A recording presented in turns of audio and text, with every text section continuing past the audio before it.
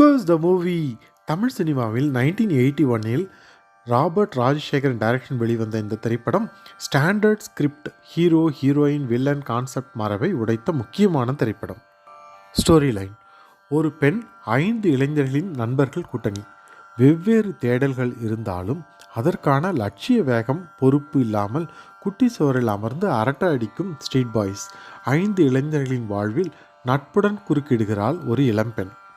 அவர்களின் வாழ்வின் தாக்கத்தை ஏற்படுத்தி அவள் தனது ஆட்கொள்ளி நோயின் மரணத்தின் மூலம் அவர்களின் பொறுப்பை உணர்த்துவதுடன் அவர்களின் ஆழ்ந்த நட்பை வெளிப்படுத்துவதாக முடிவடைகிறது படம். இந்த படத்தில் ஹீரோ ஹீரோயின் வில்லன் என்று யாரும் கிடையாது. அன்றைய சமுதாயமே அவர்களின் வில்லனாக. ஒரு பெண் ப்ளஸ் 5 இளைஞர்களின் ஒரு கண்ணியமான நட்பை பேண முடியும் என்பதை அழுத்தமாக சொன்ன முன்னோடி திரைப்படம். க்ளூ: குட்டிச்சோரல் அரட்டையில் அந்த மான் இந்த மானுக்குத்தான் சொந்தம் என்ற மிமிக்ரி ரொம்ப ஃபேமஸ். சங்கர் கணேஷ் இசையில் அனைத்து பாடல்களும் ஹிட்டாகி எங்கும் ஒலித்தது என்றாலும் அந்த கஜல் டைப் வாணி ஜெயராம் பாடலும் அந்த மனதை பிசையும் ஹம்மிங்கும் இன்றும் live. Great. Please share me the movie once you could find it. Thank you.